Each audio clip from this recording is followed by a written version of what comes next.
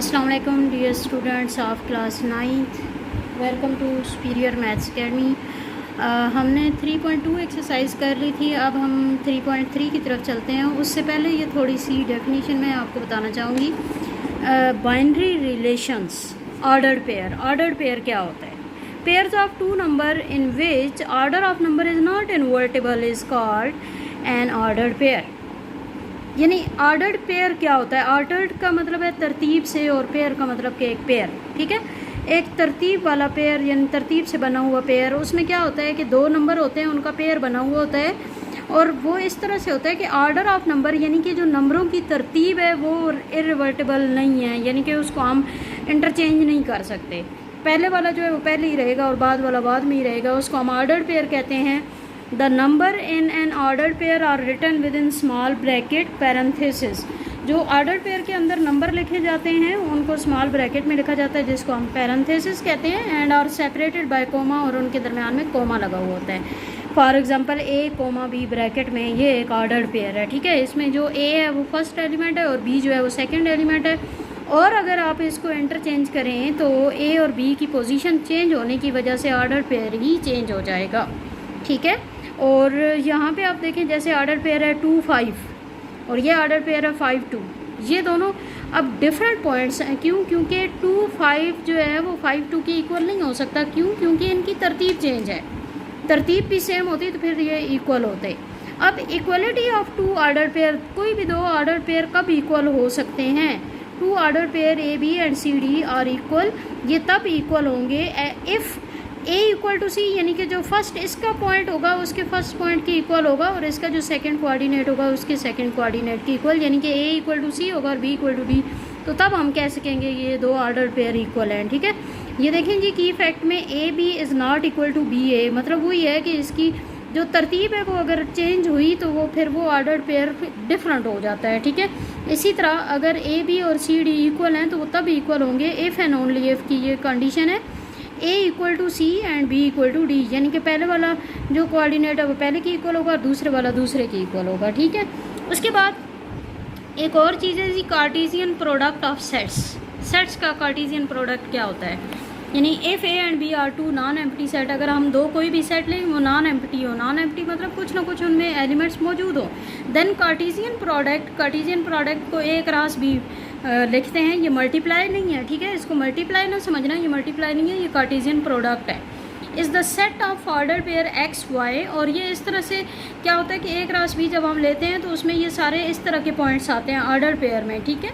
Such that, इस तरह से कि जो, क्योंकि हमने दो सेट लिए हुए हैं ना, तो जो पहले वाला पॉइंट है वो पहले सेट में से आएगा और जो दूसरा है वो दूसरे से, यानी एक्स बिलोंग टू ए, जो पहले ये ऑर्डर पेयर है ना एक्स वाई, इसमें एक्स जो है वो ए से बिलोंग करेगा और वाई जो है वो बी से बिलोंग करेगा, यानी पहले वाला जो एलिमेंट है वो फर्स्ट सेट से आएगा और सेकंड एलिमेंट सेकंड सेट से आएगा।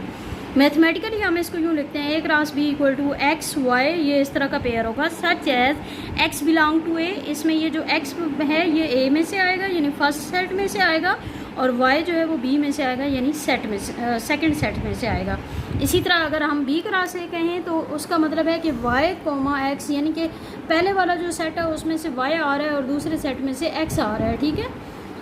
इसके बाद यहाँ पे एक और चीज़ देखते हैं, नंबर ऑफ़ एलिमेंट्स। एन जो है वो हम पहले भी पिछली एक्सरसाइज में पढ़ चुके हैं, उसको हम नंबर ऑफ़ एलिमेंट कहते हैं। तो नंबर ऑफ़ एलिमेंट अगर ए क्रॉस बी, यानी कि ए कार्टेशियन प्रोडक्ट बी में अगर हम नंबर ऑफ़ एलिमेंट देखें तो वो असल में क्या होगा, उसमें हम नंबर ऑफ़ एलिमेंट जो ए के होते हैं और बी के होते हैं उन दोनों को मल्टीप्लाई करते हैं तो वो टोटल नंबर ऑफ़ एलिमेंट्स जो हैं वो उस ऑर्डर पेयर के कार्टेशियन प्रोडक्ट के आ जाते हैं, ठीक है। उसके बाद एक और चीज़ यहाँ पे ये है कि A cross B is not equal to B cross A. जिस तरह हमने कहा ना कि ऑर्डर पेयर इंटरचेंज होने से जो है वो इक्वल नहीं रहता, तो इसी तरह यहाँ पे जो कार्टेशियन प्रोडक्ट है वो भी, अगर एक सेट पहले ए लिखा हुआ है फिर बी लिखा हुआ है और बाद में बी पहले आ गया और ए बाद में आ गया, तो ये डिफरेंट होते हैं, ये सेम नहीं होते, ठीक है। यहाँ पर ये लिखा हुआ है in general A cross B is not equal to B cross A. हाँ, उस सूरत में दोनों इक्वल होंगे जब ए और बी दोनों आपस में इक्वल हो। जब दोनों आपस में इक्वल हों तो फिर ये जो है वो इक्वल हो सकता है, यानी कि A cross A equal to A cross A हो जाएगा ना, वो तो फिर इक्वल बन जाएंगे। इसके बाद नंबर ऑफ़ एलिमेंट जो ए कार्टेशियन प्रोडक्ट बी में होते हैं और बी कार्टेशियन प्रोडक्ट ए में होते हैं वो सेम होते हैं, ठीक है। अब हम आ जाते हैं जी एक्सरसाइज पे। एक्सरसाइज 3.3 का क्वेश्चन नंबर 1 है, find the value of unknowns यानी यहाँ पे जो जो अननोन्स हैं उनकी आपने वैल्यू फाइंड करनी है, ठीक है। ये 7 पार्ट्स हैं, इन सब में आपने यही करना है। और ये दो पेयर्स आपको ऑर्डर पेयर इक्वल दी हुई हैं और इससे आपने अननोन्स की वैल्यू फाइंड करनी है, ठीक है। तो फर्स्ट पार्ट है a, -b इक्वल टू 7, 1, यानी कि एक ऑर्डर पेयर है a, -b और दूसरा 7, 1 है, ठीक है। तो यहाँ पे आप देखें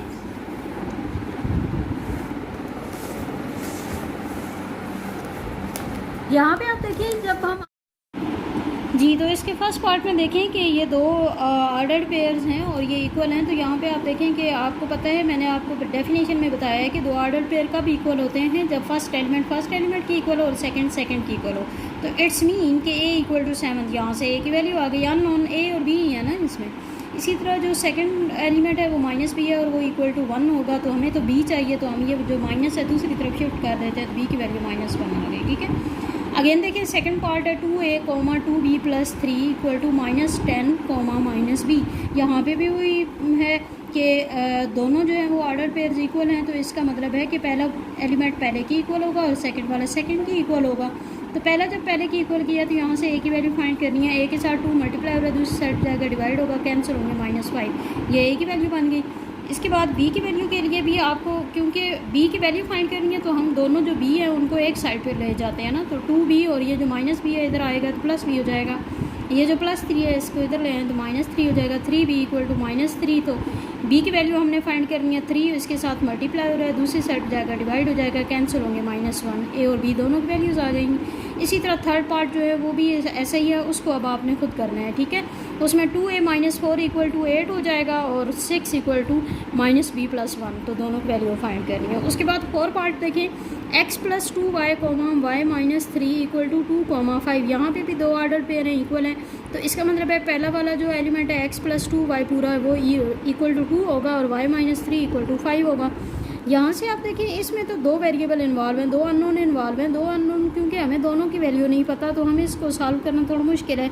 हम पहले इसकी तरफ आते हैं। यहाँ पे देखें कि एक वेरिएबल है, एक अननोन है, इसकी वैल्यू हम आसानी से फाइंड कर सकते हैं। -3 दूसरी तरफ ले जाएं, +3 हो गया, 5 + 3 8, तो y की वैल्यू आपके पास आ गई है। अब आपके पास ये जो कंडीशन है x + 2y इक्वल टू 2, इसमें हम y की जगह इसकी वैल्यू पुट कर देते हैं जो हमने यहाँ से फाइंड की 8, तो 2 8 are 16, 16 को क्योंकि हमने x की वैल्यू फाइंड करनी है, 16 को इधर ले -16 तो -14 हो गया। इसके बाद नेक्स्ट पार्ट है 2x - y और y - 3x इक्वल टू 4, 2। तो यहाँ पे भी आप देखें कि फर्स्ट को हम फर्स्ट के इक्वल रखते हैं, सेकंड को सेकंड के। यहाँ पे आप एक और चीज़ आपने देखनी है कि जब ये दोनों आपस में नहीं, इन दोनों को हम इक्वल रखने हैं, तो यहाँ पे देखें कि एक्स और वाई दोनों इन्वॉल्व है ना दोनों इक्वेशंस में, तो ये दो इक्वेशंस बन गई हैं। हम दो इक्वेशन को किसी भी मेथड से सॉल्व कर सकते हैं। इसमें आपके पास इक्वेटिंग कोफिशिएंट है या एलिमिनेशन मेथड है, तो हम यहाँ पे इक्वेटिंग कोफिशिएंट वाला मेथड लगा देते हैं। सब्स्टिट्यूशन मेथड भी हो सकता है। तो 2x - y इक्वल टू 4, इसको हम इक्वेशन 1 कह देते हैं, और y - 3x इक्वल टू 2 है, तो इसको हम पहले रीअरेंज कर देते हैं कि x का जो वैल्यू है उसको पहले लिख देते हैं। तो -3x + y equal to x की टर्म हमने पहले लिख दिया। अब ये सेकंड इक्वेशन बन गई। अब इन दोनों इक्वेशन में देखें किसी एक के कोफिशिएंट हमने सेम करने होते हैं, या x के या y के। तो यहाँ पे आप देखें y के साथ यहाँ पे भी कुछ नहीं है, तो जहाँ पे कुछ ना हो वहाँ पे 1 होता है, और यहाँ पे भी 1, तो यानी कि सेम है ना, दोनों के वेरिएबल सेम हो गए। हमें इसमें इक्वेट करने की ज़रूरत नहीं पड़ी कि दोनों के जब वेरिएबल्स वो सेम हो गए कोफिशिएंट, और एक के साथ माइनस है एक के साथ प्लस है, तो ये भी आपको पता है कि अगर आप ऐड करेंगे तो ये दोनों कैंसिल हो जाएंगे। तो इसलिए हम कहते हैं जी बाय एडिंग, जब हम ऐड करते हैं तो ये दोनों कैंसिल हो जाएंगे y। और ये देखें 2x - 3x है, तो ये बन जाएगा -x, बड़ी वाले के साथ माइनस है ना, तो 3 में से 2 माइनस कर 1x, और 1 हम लिखते नहीं हैं, और इक्वल में 4 और 2 6, तो हमें तो x की वैल्यू चाहिए, तो ये जो माइनस है इसको हम इधर शिफ्ट कर देते हैं, तो x की वैल्यू -6 आ गई। अब जब हमारे पास एक वेरिएबल की वैल्यू आ जाती है, तो फिर हम दूसरे वेरिएबल की वैल्यू कैसे फाइंड करते हैं, किसी एक इक्वेशन में उसकी वैल्यू पुट करके। हम इक्वेशन 1 में ही x इक्वल टू -6 पुट करते हैं, तो यहाँ पे देखें इसकी 2 × -6 हो जाएगा, -y इक्वल टू 4, ठीक है। तो ये देखें 2 × -6 -12 -y इक्वल टू 4 हो जाएगा। तो यहाँ पे आप देखें आपने y फाइंड करना है, क्योंकि हमारे पास -y है, हम इसी को दूसरी तरफ ले जाते हैं, +y हो जाएगा, और 4 को इधर ले आए -4, तो ये -16, तो x और y दोनों वैल्यूज़ आपके पास आ गई हैं, ठीक है। उसके बाद देखें नेक्स्ट इसी तरह फिर इसके 7 पार्ट्स हैं ना, तो सारे ऐसे ही हैं। चलें अगला भी करते हैं जी। तो अगले में देखें 4x + 6y, x - 12y = 6 - 3। तो यहाँ पे भी आप फर्स्ट एलिमेंट को फर्स्ट के इक्वल ऐड करें और करेंगे और सेकंड को सेकंड के इक्वल, ठीक है। तो यहाँ पे आप देखें, यहाँ पे भी आपके पास 2 इक्वेशन बन गई हैं। जब 2 इक्वेशन बनी हैं तो यहाँ पे देखें वेरिएबल सेम करने हैं। यहाँ पे कोफिशिएंट के वेरिएबल के कोफिशिएंट सेम करने हैं। यहाँ पे x के साथ 4 है, यहाँ पे x के साथ कुछ नहीं है, मतलब 1 है। इसी तरह यहाँ पे y के साथ 6 है और यहाँ पे y के साथ 12 है। तो हम किसी एक को सेम बनाते हैं तो हम सेम इस तरह से ज़्यादा कोशिश करें कि अगर एक के साथ प्लस है, एक के साथ माइनस है, तो वो वाला सेम कर लें, उसको ज़रा इजी हो जाएगा। तो यहाँ पे आप देखें इसके साथ प्लस है y के साथ और इसके साथ माइनस है, तो हम इसी को सेम कर लेते हैं। इसको सेम करने का क्या तरीका है कि यहाँ पे 12y है तो यहाँ पे भी हमें 12 चाहिए। तो 12 के लिए हमें 2 से मल्टीप्लाई करना पड़ेगा। तो सिर्फ इस टर्म को नहीं बल्कि हम पूरी इक्वेशन को 2 से मल्टीप्लाई करेंगे, ठीक है। मल्टीप्लाइंग 2 बाय इक्वेशन 1, यानी इक्वेशन 1 पूरे को हम 2 से मल्टीप्लाई करते हैं। जब इक्वेशन 1 को 2 से मल्टीप्लाई करेंगे 4 2 = 8x + 6 2 = 12y = 6 2 = 12। और इसी तरह सेकंड इक्वेशन हम इसके नीचे लिख देते हैं। तो यहाँ पे आप देखें अगेन प्लस और माइनस की सेम हो गई है, तो हम ऐड करते हैं, इसमें ये कैंसिल हो जाएगा। 8x और x 9x = 12 - 3 9 हो गया। हमें x चाहिए तो 9 इसके साथ मल्टीप्लाई हो रहा था, दूसरी साइड जाएगा डिवाइड 9/9, तो वो 1 आ गया। x की वैल्यू ये बन गई। अब हम इस x की वैल्यू किसी एक इक्वेशन में पुट करते हैं। अब हम ऐसे करते हैं कि इसको सेकंड इक्वेशन में पुट कर देते हैं, x = 1 को, ठीक है, पुट इन 2। तो सेकंड में जब पुट करते हैं तो x की जगह 1 आ गया, -12y = -3। तो यहाँ पे आप देखें 1 को हम इस तरफ शिफ्ट करते हैं -1, तो -3 - 1 दोनों के साथ माइनस है, साइन माइनस करेंगे प्लस, तो 4 हो गया, ठीक है। तो ये जो माइनस था और ये माइनस ये आपस में कैंसिल हो जाते हैं। हमें तो चाहिए y, 12 इसके साथ मल्टीप्लाई हो रहा है, दूसरी साइड जाएगा डिवाइड, दोनों को आपस में 4 के टेबल से कैंसिल करें तो 1/3, ये हमारे पास y की वैल्यू आ गई। अगेन देखें जी अगला भी पार्ट ऐसे ही हुआ है। ये देखें इसमें हमारे पास कोफिशिएंट जो हैं वो सेम थे y के, लेकिन दोनों के साथ प्लस था। तो हमें तो एक के साथ माइनस चाहिए होता है, तो वो कैंसिल होता है। तो हम इसको जब सब्ट्रैक्ट करेंगे तो ये आपको पता है अलजेब्रा में जब सब्ट्रैक्ट करते हैं तो जो सेकंड वाली टर्म्स होती हैं उनके साइन चेंज हो जाते हैं। मैंने साइन चेंज किए, जो पुराने वाले साइन थे उन पे सर्कल लगा दें कि उनको हम अब यूज़ नहीं कर रहे, न्यू साइन को यूज़ कर रहे हैं। तो +y - y कैंसिल हो जाएगा। 5x + x 6x = 6 - 1 5। तो 6 मल्टीप्लाई इधर आके डिवाइड हो जाएगा, x की वैल्यू 5/6 हो गई। अब हम इसको इक्वेशन 1 में पुट करके देख लेते हैं। तो 5 × x की जगह 5/6 और +y = 6 हो गया। तो यहाँ पे आप देखें, जब मैंने ये भी आपको बताया हुआ है कि जो नंबर होता है उसको जब किसी फ्रैक्शन से मल्टीप्लाई करते हैं तो नंबरेटर से मल्टीप्लाई होता है। तो 25/6 + y = 6 हो गया। तो ये 6 जो है वो हमने यहाँ से ख़त्म करना है। हम क्या करते हैं, हम सबको 6 से मल्टीप्लाई करते हैं, ये 6 कैंसिल हो जाएगा यहाँ से, यहाँ पे 6y आ जाएगा और यहाँ पे 6 6 और 36 आ जाएगा। हमें तो y चाहिए, 6y = 36 - 25। तो 6y = 11 हो जाएगा। तो y की वैल्यू 11/6 हो गई। ये आपका क्वेश्चन कंप्लीट हो गया।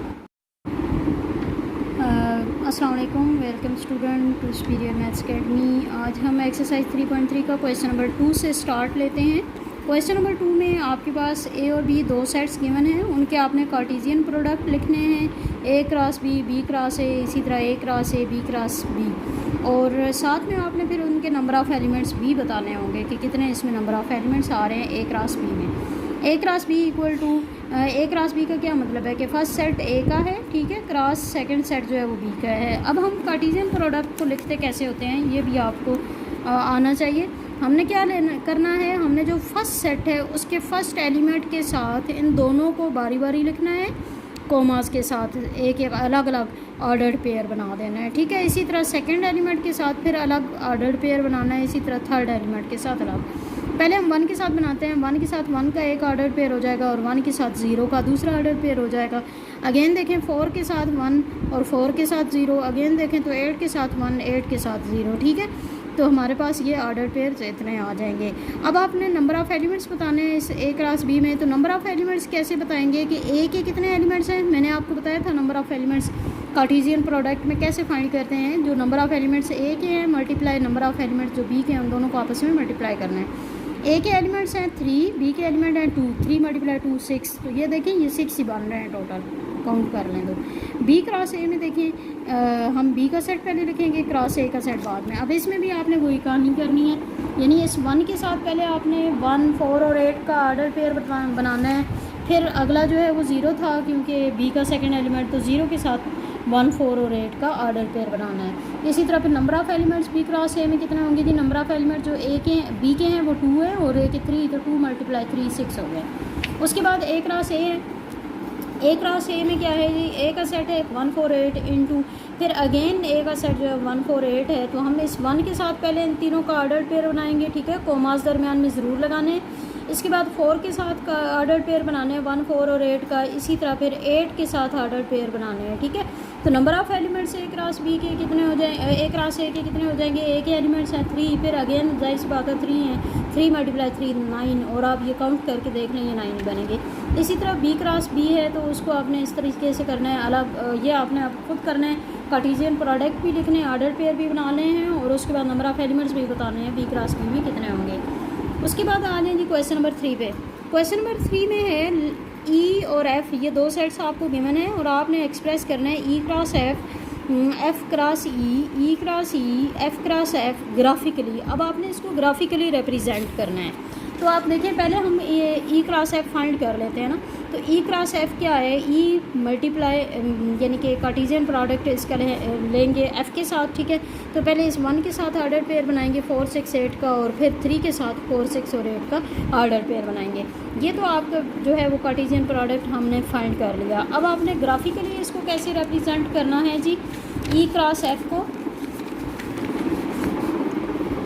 ई क्रॉस एफ़ में देखें, यहाँ पे आप देखें ना 1 और 3 इसके एलिमेंट्स हैं और इसके 4, 6 और 8, यानी कि सबसे बड़ा नंबर जो है वो 8 है।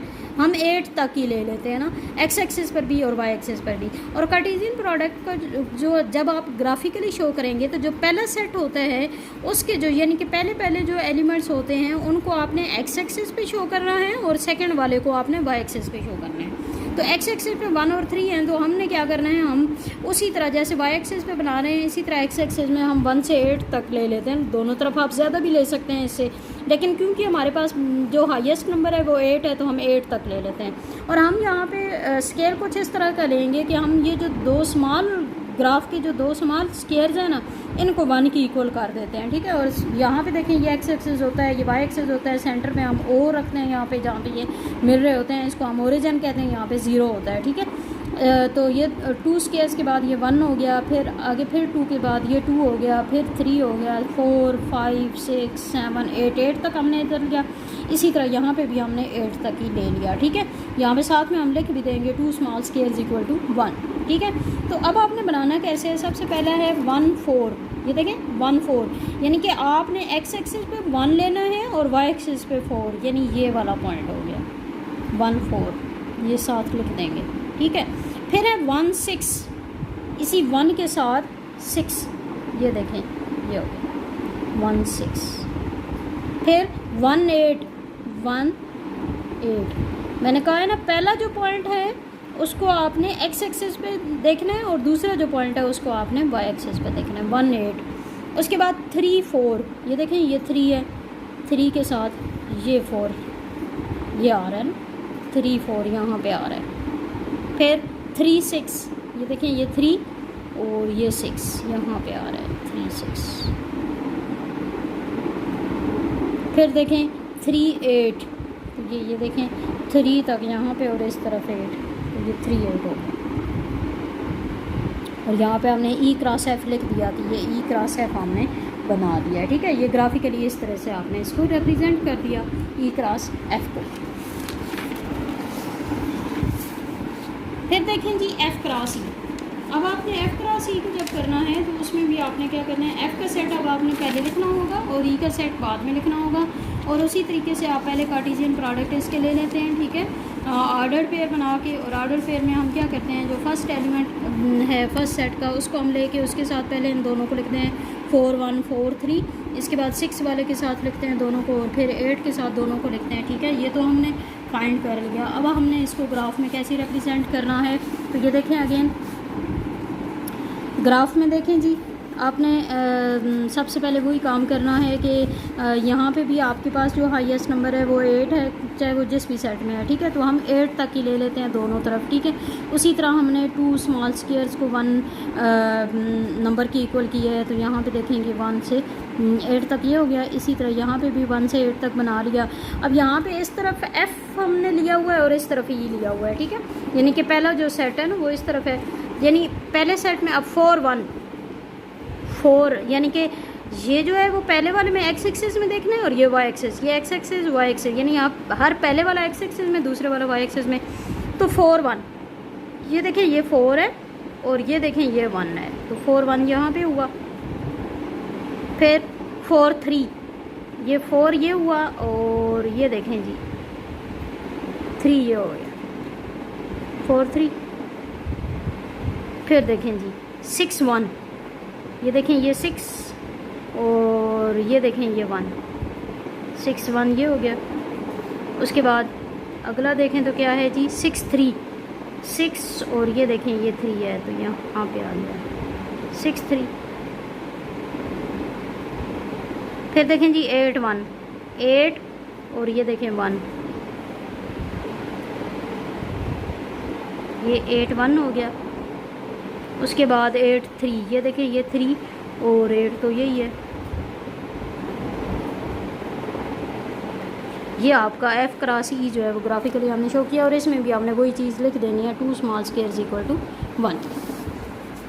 फिर देखें जी e क्रॉस e,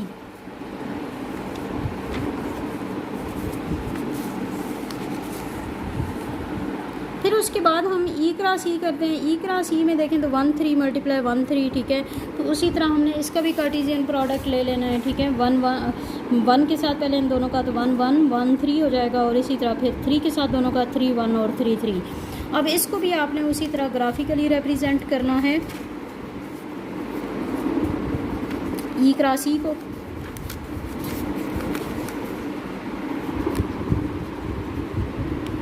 तो यहाँ पे e क्रॉस e में देखें जी, आप e क्रॉस e में आपके पास 3 तक हैं, ठीक है। तो 3 तक हैं तो इसका मतलब है कि अब आपने जो ग्राफ बनाना है वो 3 तक सिर्फ ले लें, ठीक है। हम पहले e ये वाला लेंगे और फिर ये वाला। तो यहाँ पे देखें ये भी 2 स्मॉल स्क्वायर्स को हमने 1 की इक्वल किया, तो 1 2 3 यहाँ पे ले लिया, 1 2 3 यहाँ पे, और ये 0 हो गया।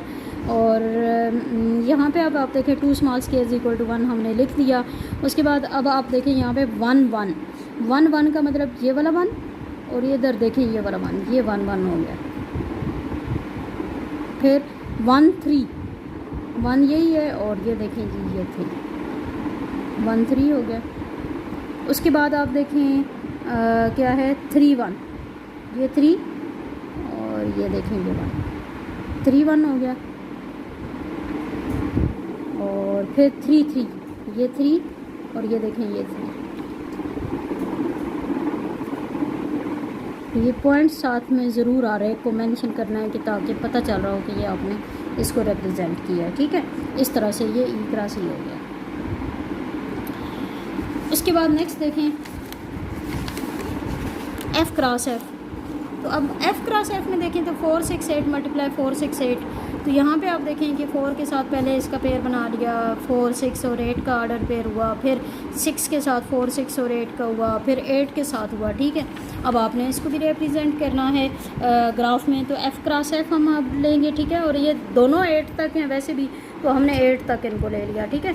यहाँ पे 0 मेंशन कर दें, ओ या 0 जो भी कहें। और उसी तरह 2 स्मॉल स्क्वायर जो है वो 1 2 3 कर दिए, ठीक है। तो अब यहाँ पे आप देखें 4 4, पहले देखिए 4 4 है, पहला हमने हमेशा x एक्सिस में करना होता है, ठीक है। 4 और ये 4, फिर क्या है जी 4 के साथ 6, ये देखें ये 6 4 6, फिर 4 के साथ 8 4 और ये है 8।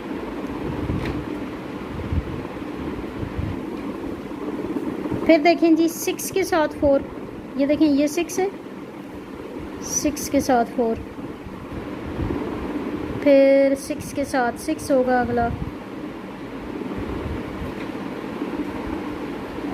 फिर अगला देखें तो 6 के साथ 8 हो गया।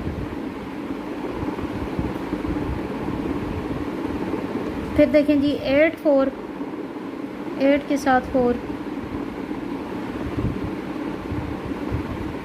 फिर 8 6 जी, 8 के साथ 6 हो गया। यहाँ से आपने 6 देखना, यहाँ से 8,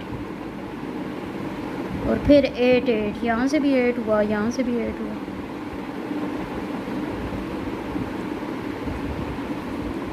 तो ये अब आपने f क्रॉस f को रिप्रेजेंट कर दिया ग्राफ में, ठीक है। तो इस तरीके से आपने कोई भी आपको कार्टेशियन प्रोडक्ट कहा जाए तो आपने इस तरह से आपने ग्राफ में रिप्रेजेंट करना है, ठीक हो गया जी। उसके बाद क्वेश्चन नंबर 4 पे आ जाते हैं। क्वेश्चन नंबर 4 में है, ये अब आपको कार्टेशियन प्रोडक्ट दिया हुआ है, ठीक है, L क्रॉस M 0 2 0 3 0 4, इसी तरह 1 2 1 3 1 4। अब आपने यहाँ पे सेट्स फाइंड करने हैं L और M, यानी कार्टेशियन प्रोडक्ट गिवन है, और आपने स्टार्ट वाली चीज़ जिस तरह हम सेट्स को कार्टेशियन प्रोडक्ट लेते हैं ना, तो अब आपने L और M फाइंड करना है, और फिर उसके बाद M क्रॉस L। तो L और M कैसे फाइंड होगा? मैंने आपको ये बताया था कि ऑर्डर पेयर का हर जो पहला एलिमेंट होता है वो पहले सेट में से होता है, और जो सेकंड एलिमेंट होता है वो सेकंड सेट से। तो पहला सेट है L, L से क्या हुआ, ये 0 और ये 1, तो हमने एक एक दफ़ा ही लिखना होता है। तो पहला 0 हो गया, दूसरा 1, ये L बन गया। और M के जो है वो सेकंड वाले एलिमेंट्स हैं ना, 2 3 4, ठीक हो गया। अगेन 2 3 4 लिखा हुआ है, तो हमने तो 1 टाइम लिखना है, ठीक है। ये तो हमारे पास सेट्स तो आ गया L और M। अब आपने M क्रॉस L करना है, तो M को सेट पहले लिखेंगे और क्रॉस L का बाद में, और उसी तरह कार्टेशियन प्रोडक्ट ऑर्डर पेयर बना लेने हैं। 2 के साथ पहले 0 का, फिर 1 का, फिर 3 के साथ 0 और 1 का, फिर 4 के साथ 0 और 1 का, ठीक हो गया। उसके बाद क्वेश्चन नंबर 5 पे आ जाएं। गिवन डेट A की वैल्यू ये गिवन है जी, A सेट 1 3 5 है, B है 2 4 और C है 6 7। तो आपने A cross B union C find करना है। तो यहाँ पे आप देखें, पहले आपको पता है ब्रैकेट वाला हमेशा सॉल्व किया जाता है, B यूनियन C हम सॉल्व कर लेंगे। B यूनियन C में आप देखें, यूनियन में हम सारों को लिख लेते हैं, तो 2 4 6 7 ये चारों आ गए।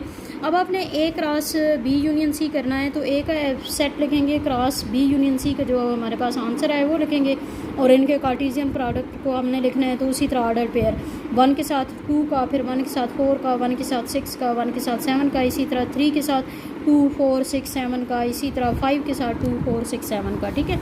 उसके बाद इसका जो सेकंड पार्ट है वो है A cross B union A cross C। तो A क्रॉस B आप पहले फाइंड करेंगे, A क्रॉस B उसी तरह आपने कार्टेशियन प्रोडक्ट ऑर्डर पेयर यानी 1 के साथ पहले 2 का, फिर 4 का, इसी तरह 3 के साथ 2 और 4 का, 5 के साथ 2 और 4 का। उसके बाद आपने क्योंकि एक ब्रैकेट वाली फाइंड कर लिया, फिर A क्रॉस C फाइंड करना है, उसको भी इसी तरीके से कार्टेशियन प्रोडक्ट है वो भी। तो A क्रॉस C ये लिखा, उसमें हमने 1 के साथ ऑर्डर पेयर 6 7 का बनाया, फिर 3 के साथ बनाया, फिर 5 के साथ बनाया, ठीक है। अब इन दोनों का यूनियन लेना है, A क्रॉस B का और A क्रॉस C का, दोनों का यूनियन देखें। A क्रॉस B का हमने पहले आंसर लिखा, यूनियन A क्रॉस C का आंसर लिखा, और यूनियन का मतलब होता है कि हम सारे लिख देंगे इसमें। तो हमने क्या किया, हमने ये देखें 1 2 और 1 4 यहाँ पे था, इसी तरह 1 6 और 1 7 यहाँ पे था, उनको लिख दिया। फिर 3 2 3 4 3 6 3 7 5 2 5 4 5 6 5 7, यानी कि सारे हमारे पास यूनियन आ गए। ये फर्स्ट आया है और ये सेकंड आया है, तो हमें इसको हम 1 और 2 इसलिए लिखेंगे क्योंकि हमने थर्ड पार्ट जो है उसमें हमने वेरीफाई करना है कि ये दोनों जो हैं वो इक्वल हैं, ठीक है। तो उसको वेरीफाई करने के लिए हमने इसको 1 और इसको 2 कह दिया ना, तो हमारे पास ये दोनों आंसर ये देखें 1 2 1 4 1 6 1 7 3 2 3 4 3 6 3 7 5 2 5 4 5 6 5 7, दोनों इक्वल हो गए। तो हम यहाँ से फिर क्या करेंगे कि थर्ड वाला पार्ट हमें अलग से फिर करने की ज़रूरत नहीं है, हम यहीं से कहेंगे कि here as A cross B union C हमारे पास ये आया है, और A cross B union A cross C ये आया है, दोनों इक्वल हैं, तो इसलिए left hand side equal to right hand side verify हो गई। इसी तरह क्वेश्चन नंबर 6 है, गिवन डेट D आपके पास A E I है, और E है A C, F है B C। इसमें अब आपने D क्रॉस E इंटरसेक्शन, अब उसमें यूनियन था ना, इसमें इंटरसेक्शन करना है। D cross E intersection F एक पार्ट करना है, फिर D cross E intersection D cross F दूसरा पार्ट करना है, और फिर तीसरे पार्ट में इनको वेरीफाई करना है कि ये इक्वल है। तो उसी तरह हम कर लेते हैं जी। पहले हम इसमें देखें कि ये वाला पार्ट करेंगे जब, तो E cross E intersection F पहले हम फाइंड कर लेते हैं। इंटरसेक्शन में आपको पता है कॉमन वाली ये चीज़ आती है, तो C आ जाएगा। उसका फिर आप D के साथ कार्टेशियन प्रोडक्ट लेना है, तो D cross E intersection F का जो आंसर है वो लिखेंगे, और इसके साथ अब आपने ऑर्डर पेयर बना लेने हैं, A का C के साथ E C I C, ठीक है। इसको हम इक्वेशन 1 कह देते हैं। उसके बाद D cross E intersection D cross F करेंगे। डी क्रॉस ई में हम कार्टेशियन प्रोडक्ट इन तीनों एलिमेंट्स का उसी तरह ऑर्डर पेयर लेना है, इसके साथ बारी बारी। उसके बाद डी क्रॉस एफ़ करना है, तो उसमें आपने डी का सेट क्रॉस एफ़ का सेट, उसमें भी हमने ए के साथ पहले इन दोनों का ऑर्डर पेयर, फिर ई के साथ, फिर आई के साथ ऑर्डर पेयर लिख लेने हैं। अब इन दोनों का इंटरसेक्शन है तो हम इनका इंटरसेक्शन करेंगे, ठीक है। और इंटरसेक्शन में जो चीज़ कॉमन होती है वो लिखते हैं। यहाँ पे देखें ए है, यहाँ पे नहीं है, ए सी, यहाँ पे देखें ये भी ए सी है, तो इसका मतलब है एक ए सी हो गया। उसके बाद ई ए यहाँ पे नहीं है। उसके बाद ई सी, ये देखें ई सी यहाँ पे भी है, यहाँ पे भी है, ये कॉमन हो गया। उसके बाद आई ए यहाँ पे नहीं है, आई सी, ये देखें ये आई सी है, ये भी इधर आई सी है, तो ये तीनों कॉमन आ गया, ठीक है। ये सेकंड पार्ट हो गया, ये फर्स्ट पार्ट है, ये सेकंड पार्ट है। थर्ड पार्ट में हमने इन दोनों को वेरीफाई करना है इक्वल है। ये देखें फर्स्ट और सेकंड इन दोनों को अगर आप कंपेयर करें ना, दोनों इक्वल हैं, ठीक है। तो हमारे पास ये वेरीफाई हो गया थर्ड पार्ट में कि ये दोनों इक्वल हो गए हैं। उसके बाद आ गए जी क्वेश्चन नंबर 7 पे। क्वेश्चन नंबर 7 में आपके पास जो ए सेट है वो अब ये सेट बिल्डर फॉर्म में दी हुई हैं, तो आपने इनको पहले इनके एलिमेंट्स देखने हैं कि हैं कौन से। X such that x belong to N, N मतलब natural number, and x is less than 3, यानी ये नेचुरल नंबर है और लेस दैन 3 है। तो नेचुरल नंबर 1 से स्टार्ट होते हैं, तो लेस दैन 3 तो 1 और 2 हो जाएगा, ठीक है। उसके बाद बी है Y such that Y belong to W, W मतलब होल नंबर और वाई लेस दैन 2, यानी 2 से छोटे होल नंबर। तो होल नंबर 0 से स्टार्ट होते हैं, तो 0 और 1 आ जाएगा। और सी आपके पास 0 2 4 के वन है। अब यहाँ पे आपने वेरीफाई करना है A cross B minus C equal to A cross B minus A cross C. उसी तरीके से आपने करना है, लेफ्ट हैंड साइड पहले आप लेंगे ए क्रॉस बी माइनस सी, पहले हमने ब्रैकेट वाले को सॉल्व करना है बी माइनस सी, और माइनस का मतलब ये होता है कि जो पहले सेट में जो एलिमेंट मौजूद हैं और दूसरे में नहीं है वो लिखने हैं। तो 0 इसमें है वो नहीं लिखेंगे, 1 इसमें नहीं है तो वो लिख देंगे। ये बी माइनस सी हो गया। अब ए के साथ इसका कार्टेशियन प्रोडक्ट लेना है, तो उसी तरह ऑर्डर पेयर 1 के साथ 1 और 2 के साथ भी 1। उसके बाद राइट हैंड साइड देखें जी, ए cross B minus A cross C, तो ए क्रॉस बी पहले हम करते हैं। तो ए क्रॉस बी में वही कार्टेशियन प्रोडक्ट हमने लिखे 1 के साथ 0 1 का, 2 के साथ 0 1 का। इसके बाद ए क्रॉस बी है तो सॉरी ए क्रॉस सी है, तो उसमें भी आपने 1 2 का ऑर्डर पेयर 0 2 4 के साथ बारी बारी ये लेने हैं, ठीक है। और दोनों के हमने कार्टेशियन प्रोडक्ट ले लिया है, तो अब उन दोनों में माइनस का साइन है, तो यानी कि उनको माइनस कर देंगे। माइनस में हमने क्या करना है फिर कि जो इसमें हैं और इसमें नहीं है वो लिखने हैं। तो यहाँ पे देखें 1 0 तो इसमें मौजूद है, वो हम नहीं लिखेंगे। 1 1 देखें इसमें नहीं है, तो 1 1 हमने लिख दिया। उसके बाद 2 0 वो इसमें मौजूद है और 2 1 नहीं है, वो हमने लिख दिया, ठीक है। उसके बाद तो यहाँ पे आप देखें जो फर्स्ट पार्ट था ना, उसमें भी हमारे पास 1 1 2 1 ही आए थे, और इसमें भी देखें तो 1 1 2 1 ही आए हैं, तो इसका मतलब है कि ये वेरीफाई हो गया। इसके बाद इसी का सेकंड पार्ट है A minus B cross C equal to A cross C minus B cross C. तो इसमें भी अब आपने लेफ्ट हैंड साइड को पहले लेना है। तो यहाँ पे देखें ए माइनस बी ब्रैकेट में है, तो पहले हम इसको सॉल्व करते हैं। तो माइनस का मतलब वही कि पहले सेट में जो एलिमेंट प्रेजेंट हैं और दूसरे में नहीं है वो लिखते हैं। तो 1 तो इसमें है वो नहीं लिखेंगे, 2 जो है वो इसमें नहीं है वो लिख देंगे। ए माइनस बी आ गया हमारे पास 2, और क्रॉस लेना है इसका सी के साथ कार्टेशियन प्रोडक्ट, और सी के जो एलिमेंट्स हैं वो 0 2 4 हैं, तो इसके साथ ऑर्डर पेयर उसी तरह हमने करना है। 2 के साथ 0, फिर 2 के साथ 2, फिर 2 के साथ 4। इसी तरह राइट हैंड साइड में भी अब आपने देखा कि ए क्रॉस सी पहले हमने फाइंड करना है, वही कार्टेशियन प्रोडक्ट उसी तरह लिया, फिर बी क्रॉस सी किया, ठीक है, उसका भी उसी तरह कार्टेशियन प्रोडक्ट लिया, और इसको फिर माइनस करना है। तो माइनस का फिर पहला आंसर और माइनस दूसरे वाला आंसर, ठीक है। तो माइनस में हम जो इसमें मौजूद है इसमें नहीं है वो लिखते हैं। तो 1 0 वो इसमें है, ये देखें 1 2 वो भी है, और 1 4 वो भी है, 2 0 नहीं है इसमें, 2 2 भी नहीं है, और 2 4 भी नहीं है, ठीक है। तो ये तीनों आ गए आपके पास। तो यहाँ पे आप देखेंगे ये फर्स्ट जो पार्ट था वो हमारे पास 2 0 2 2 2 4 आया था, और सेकंड पार्ट भी यही आया, तो इसका मतलब वेरीफाई हो गया left hand side equal to right जी। तो क्वेश्चन नंबर 8 में देखें आपके पास x है, उसी तरह सेट बिल्डर फॉर्म में लिखी हुई है, तो इसके भी पहले आपने एलिमेंट सही से लिख लेने हैं लिस्ट बना के। x such that x belong to w, w whole number को कहते हैं, तो x less than equal to 2, यानी कि जो नंबर्स हैं वो 2 के इक्वल भी हैं और 2 से लेस भी हैं, तो 0 1 2 हो गया ना। उसके बाद y जो है -1 -2 -3 गिवन है। आपने क्या करना है, exhibit x cross y and y cross x by arrow diagram, यानी कार्टेशियन प्रोडक्ट लेने हैं x क्रॉस y और y क्रॉस x, और उनको एरो डायग्राम से शो करना है। तो चलें जी, एरो डायग्राम से कैसे शो करेंगे, पहले हम उसी तरह x cross y Cartesian product ले लेते हैं, ठीक है। ऑर्डर पेयर उसी तरह 0 के साथ इन तीनों का, फिर 1 के साथ तीनों का, फिर 2 के साथ तीनों का, ठीक है। कार्टेशियन प्रोडक्ट लेने के बाद अब आपने इसको एरो डायग्राम में कैसे शो करना है, पहला सेट हम ये एक्स ये हो गया, ठीक है, और इसी तरह वाई ये हो गया। एक्स के एलिमेंट 0 1 2 हैं और वाई के एलिमेंट -1 -2 -3 हैं। हमारे पास जो कार्टेशियन प्रोडक्ट है उसमें देखते हैं कि जो एलिमेंट्स हैं वो किस किस्म के हैं। ये देखिए 0 -1, मैंने आपको पहले भी बताया था कि जो पहला एलिमेंट होता है वो पहले सेट में से होता है और दूसरा एलिमेंट दूसरे सेट से, यानी कि 0 -1 ये इसका एरो बन गया। 0 -2 0 के साथ -2, 0 के साथ -3, ये मैंने अलग पेन से लिख दी है ताकि आपको कन्फ्यूजन ना हो, ठीक है ना। 0 के साथ तीनों को हमने पहले एरो डायग्राम बना ली। फिर 1 के साथ -1, ठीक है, 1 के साथ -2, 1 के साथ -3, ठीक है, ये भी बन गया। फिर 2 के साथ -1, 2 के साथ -2 और 2 के साथ -3, ये आपकी डायग्राम हो गई, एरो डायग्राम। इसी तरह y क्रॉस x है, तो y क्रॉस x में पहले हमने y के सेट लिखने हैं और सेट लिखना है और फिर x का सेट लिखना है। उसी तरीके से आपने कार्टेशियन प्रोडक्ट ले लेना है। अब इसकी मैंने इसीलिए बनाई नहीं कि आपके सामने बना दूँगी कि आपको कन्फ्यूजन ना हो। तो यहाँ पे देखें -1 0, यानी कि अब आपने पहले सबसे -1 के साथ 0 को करना है, ठीक है, ये -1 0। फिर क्या है -1 1, ये देखें -1 1। इसके बाद -1 2, ये -1 2। उसके बाद -2 के साथ ये देखें -2 के साथ 0, -2 के साथ 1, -2 के साथ 2, ठीक है, ये देखें। फिर -3 के साथ 0, -3 के साथ 1 और -3 के साथ 2, -3 के साथ 0, फिर -3 के साथ 1, फिर -3 के साथ 2, ये आपकी बन गई एरो डायग्राम, ठीक है। तो इस तरह से आपकी ये एक्सरसाइज 3.3 कंप्लीट हो गई है। इसको अच्छे से समझें और इसकी जो है ना वो सारा आपने नीट नोटबुक पे लिखना भी है, समझना भी है। जो चीज़ समझना है, जो पॉइंट क्लियर ना हो वो आप पूछ भी सकते हैं। और इसको हमारे चैनल को लाइक करें, सब्सक्राइब करें और बाकी लोगों के साथ शेयर भी करें। Thank you so much. अल्लाह हाफ़िज़।